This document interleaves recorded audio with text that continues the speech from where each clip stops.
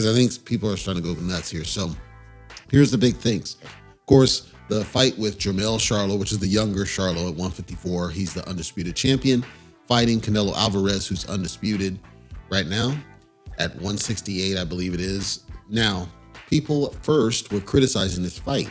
A lot of people like NSB and other places were criticizing this fight, saying, well, wait a minute, how come Canelo's dragging up this 154 pounder? Because Charlo has to go up to 168, and Charlo's going to be stripped of the WBO title because he ducked his mandatory. So they're criticizing Canelo for dragging Jermell Charlo up from 154 to 168 instead of fighting Jermall Charlo, who already campaigns at 160, would be an easier jump. Jermall Charlo came out on social media and said, look, I gave the fight to my brother. Let's give him the shot, and I'll fight Canelo after the fact. I think that's perfectly fair. And the reason I like that fight, stylistically, Charlo and Canelo, even though it's a vast disparity in the weight class, Jermell is simply the better fighter in my eyes. Jermell is the one who wants smoke all the time. Jermell goes in there and leaves it in the ring no matter what happens, even when he takes an L. And Jermell deserves somewhat of a shot, being that he's undisputed, and he was planning on moving up anyway. So I don't have any concerns with it. Like he was en route to go to 160, and the story was the only reason he hadn't done it is because Jermall campaigns at 160, and he was waiting for Jermall to go to 168. So I think it's just timing of, if Jermell is basically ready, quote unquote, for 160, this will be a good test to get his feet wet, test a lighter, heavier weight that he's able to go up, and he doesn't have a loss of power. Now, this is a significant jump as 154 to 168, but he walks around, I want to say 170 or something. Okay, so then you come down a little bit, and does he have the power? Is he able to move? Does he have the agility? Because the agility is the key factor. With Jermell, he doesn't move significantly. He's a boxer. He's a straight up boxer, but when he needs to, he can. And the question is, when he goes up, is he going to be able to? Because Canelo will be fighting at his comfortable weight. You're not going to see the same thing you saw against Bivol, where he literally was just getting outboxed by Bivol. You're not going to see that. I do think Jermell's going to have some success early in it, and we'll dig in a little bit more on that when it gets closer to fight night.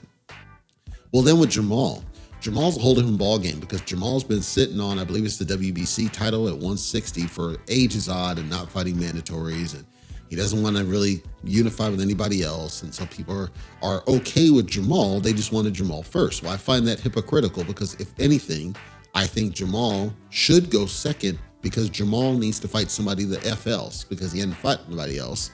And right now he's kind of sitting on a damn title, and nobody else is giving me a chance to step up and beat him for it, which might upset the apple cart. Because the theory was that the third fight for Canelo was going to be Errol Spence. But when Errol Spence took an L to Crawford, now it changes the game. Is Canelo going to want to fight Errol Spence coming off of a dominant loss now? Because then the haters are going to criticize him for taking that fight. Well, the only other option that's out there that he hasn't beat on the PBC side, if I recall, is David Benavidez. He's trying to get, as in Canelo, trying to get David Benavidez to fight somebody like Andrade or somebody else. Now, Benavidez was able to beat Caleb Plant, but he certainly didn't look good doing it. So I don't, frankly, favor the Benavidez fight as the third of this series, but I'd be okay with it in lieu of Errol Spence. That's my point there. Well, then Crawford, who after he beat Errol Spence said, you know what, I'll go to 154 to rematch Spence, it's fine. Then he said, I want Jermell Charlo next. Then he just recently said, you know what, I'll go to 168 and fight Canelo. So he's already doing this cherry picking shit. And so then NSB defends it. Now, mind you, when Canelo did this, when Canelo was doing this, they criticized him. Everybody criticized Canelo as a cherry picker and a ducker, and he's picking the fights that he wants, and he's not fighting the fights that's in front of him, and he's not fighting his mandatories. Because let me just remind people, there was a time when literally Canelo, let's say not literally, figuratively, tossed the belt in the trash rather than defend it against Golovkin. That happened. And the world, mostly NSB, but the world criticized this man as a ducker. But yet when Crawford apparently was okay dropping his belts in the trash versus fighting Boots, who does deserve a shot because he's mandatory, or Stankonia, who deserves a shot because he's mandatory, or Keith, who deserves a shot because he's been available for years now. Okay, so then that's all good. Yeah, sure. Let's let Crawford jump from 147 to 168 and get a cash out fight, because that's what it is. Let's be honest, against Canelo Alvarez, simply because you see a boxing style. There's levels to this shit, dude. You can't compare, because it's the same thing as celebrating Canelo jumping up to fight Bivol. simply because he looks good at a lower weight class and you think he can go up there and smash Bivol. No, it's not the same thing. Canelo at least had precedent in the fact that he went up to fight Kovalev. So he already had some precedent in going up to the weight class. The difference is Kovalev was on a slight decline. He wasn't a steep decline, but a slight decline, and Canelo caught him at the right time. And so then people criticized the outcome. They didn't criticize it when it was leading up. They were fine with it leading up, but they criticized it after the fact. And then they said Canelo ducked Andre Ward. They also said Floyd ducked Andre Ward when Floyd was campaigning at 147 and didn't want to have a fight with Andre Ward at the time. You know what I'm saying? Like, my whole beef, my whole issue is the hypocrisy and the inconsistency of everything that's going on here. I don't have a problem with Jermell fighting Canelo first because Jermell was already en route to 160. So it's different. He's basically tiptoeing into a larger weight class. It's fine for him to go first. I got no problem with it. I got no problem with Jamal going second because hopefully we can get him a fight in the middle there because he hasn't had a fight in years and he's been sitting on the belt apparently injured. So let's get him a damn fight before he fights Canelo, and then he'll be 160 and he'll be able to test 168. It's a great transition for both of the brothers. The third fight, I believe, is in question. I don't think it should be Spence at this point because Spence is fresh off a dominant loss. I'd rather be somebody else. Benavidez is available. So if that happens, great. Maybe it's somebody else. Andre's not with PBC, so don't call out Andre. I don't know who it would be, but I do want to see somebody other than Spence in the third seat, and I don't want to see Crawford in the third seat either, simply because he put out a boxing masterclass against Spence at 147. It's not the same thing. Here's what I want to see from Canelo. Keep up with the Jermell. Let's see what you do there. If you're able to deal with Jermell with ease, which I don't think you will, okay, we tell the story. Then deal with Jamal. If you're able to deal with Jamal with ease, which I think you do, okay, go there. And then let's do a third fight that's not Spence and not Crawford, not a 147 pounder. Let's go with a natural 168 pounder because let's look at the pattern. Here you're fighting in Jermell, somebody who campaigns and is undisputed at 154. Then you're fighting Jamal, who campaigns and is a champion at 160. Logically, at the third one, let's go with somebody who campaigns and has a belt at 168. There's a couple of candidates out there, and let's hopefully not do a Golovkin 4. We don't need that shit, but let's do somebody else who's got a belt. Well, by the way, Andre does have a belt at 168, I believe. He still has it. I think it's WBO. Okay, I'm cool with it, but he's not PBC. But can you make that fight still work? People want to see you beat up Andre because he's got the eye test, whatever. My point is, I don't want to see Canelo in the ring with Spence, and I don't want to see him in the ring with Crawford because there's number one, his weight classes for a reason, and number two, Spence is coming off a dominant loss. Crawford's got mandatories breathing down his neck, and we criticized Canelo when he did not want to fight his mandatories, so we need to criticize Crawford for avoiding his mandatories, who, by the way, have been waiting for a very long time.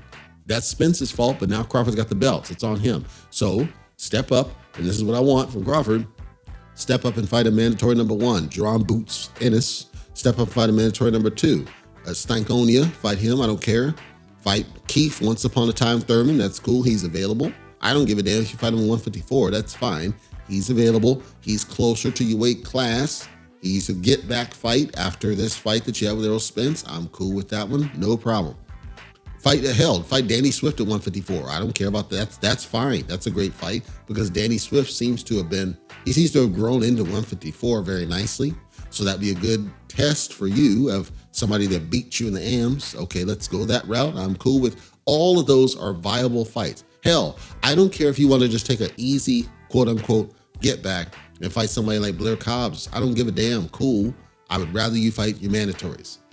At least one of them. Fight a mandatory, then we can talk about what you do next, whether it's a Charlo 154. I really don't want to see that because Charlo's not going to be the same after he fights Jermell. I don't want to see that. But if it happens, fine. After you fight a mandatory or a get back with your current weight class, with the belts you have, defend the damn things at least once, not just vacate them after you win the shit like you did at 140. And that's a personal gripe, only because everybody on NSB and other places, they would criticize Canelo if he were doing the same shit. I know this because they did that. That's exactly what they did. They criticized Canelo for dropping belts and go to different weight classes. They criticized Canelo for jumping up weight classes to seek belts in other weight classes. They criticized Canelo left ways to Sunday for not fighting who was in front of him with threats that were in front of him. And I want consistency. I want to stop hypocrisy. Stop it. I want you to be consistent. We should be criticizing Crawford for even entertaining this notion of fighting a fucking middleweight or super middleweight, and Crawford entertaining this notion of fighting a fucking lightweight, because by the way, the world and NSB criticized Floyd Mayweather when he accepted a fight with Marquez, who was coming up as a lightweight. Did not criticize Pacquiao when he was fighting Brandon Rios, a lightweight, or Chris Algieri coming up as a lightweight. You didn't see certain fighters, you criticize them. Certain fighters, you don't. That's what's got to stop. Let's criticize them all or criticize none. If all we want to see are circus fights because we see boxing skill, let's do skill versus skill, that's fine. Then we need to stop the criticism when fighters choose to jump weight classes and seek greatness. I don't have a problem with them doing it as long as we're consistent in how they're treated and how they're responded to. We're going to criticize them all or criticize none. Pick, not cherry pick on certain fighters like Crawford's apparently doing. Let's see what happens here. First, it starts with Jermell Charlo, and I truly believe that Canelo's going to deal with Jermell Charlo, not because Jermell Charlo's a bad fighter. He's a very good fighter. I simply think Canelo's just a little bit better than Jermell, and I think it's going to be a close fight, and I want to see what happens. We'll talk about that more when we get closer to the fight night, but folks, please, let's just be consistent. Let's just be consistent. I don't care which way you feel. Let's be consistent. If we're going to criticize certain fighters for ducking mandatories, we need to criticize Crawford for ducking apparently his 2 mandatories right in front of his face.